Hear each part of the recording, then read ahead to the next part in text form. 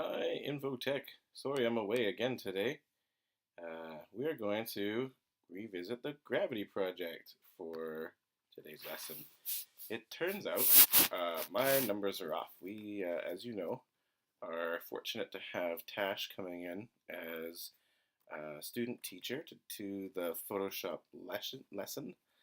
Tash is actually a graphic designer and is professionally so, and that's going to be fantastic to have their experience with Photoshop to have a fantastic learning experience for you.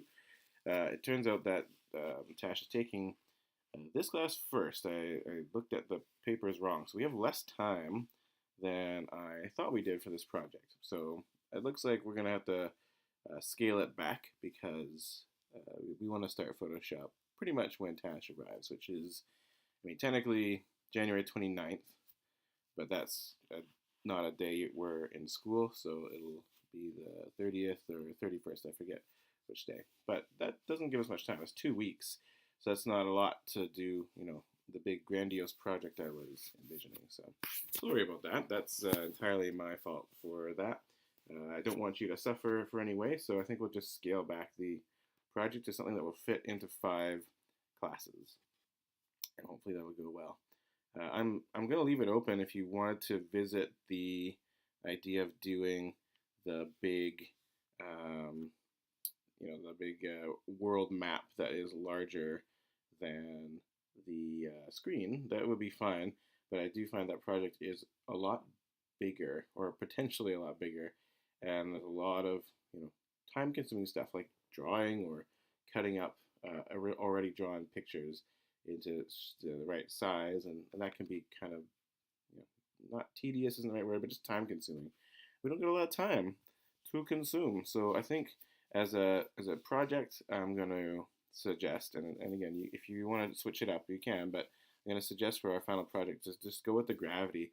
It seemed like it was quite successful. Students had a lot of success with it and looked like having a lot of fun with it as well. So I think we'll just switch over to this as the standard project, and if you want to take on more, then we'll, you know, talk about that next class. And I'm not gonna, probably not gonna say no to you, but consider what we can do with gravity.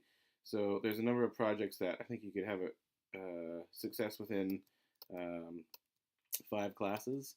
So there's the probably the most straightforward one would be some kind of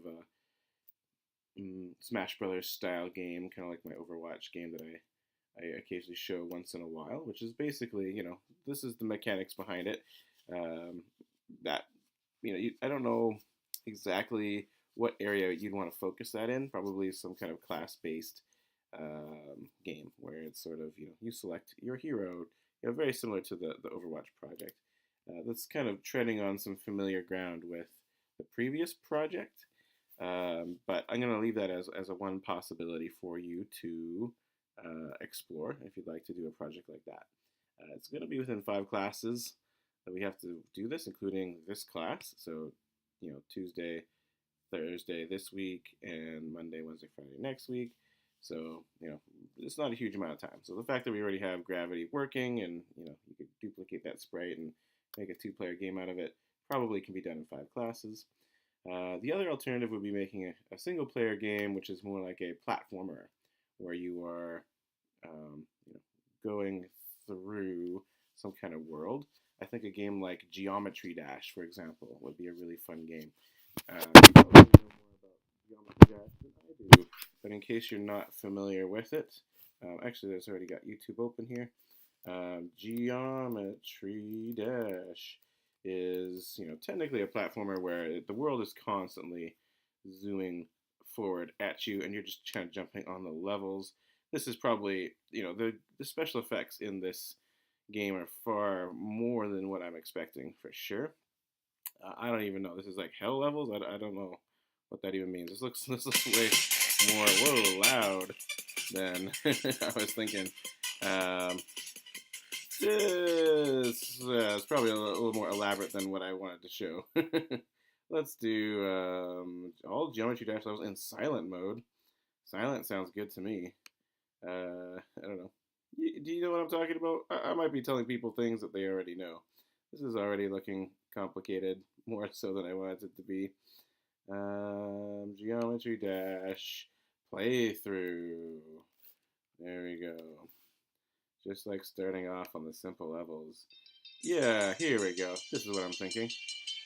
So, what's going on in this game? I mean, these things are coming at you. You're staying still, you're jumping. You don't have to necessarily put the rotation in. But yeah, your triangles are just clones of sprites that if you touch a triangle, you die. And otherwise, these things that you're jumping on can, well, I don't know about the flying. Flying wouldn't be that hard to do. The things you're jumping on are just colored in the way that allows you to land on them. So Geometry Dash game, I think would be perfectly suited for what we have. Right now we have these platforms that are stationary, and you're jumping. But imagine that the platforms are actually moving at you. So if we created some kind of platform that was gliding across, you could even make them randomly generated.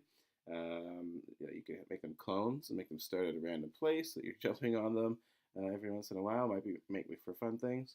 Also, you could have a triangle or whatever deadly sprite that occasionally gets formed and moves along the ground or along with a platform or something as well.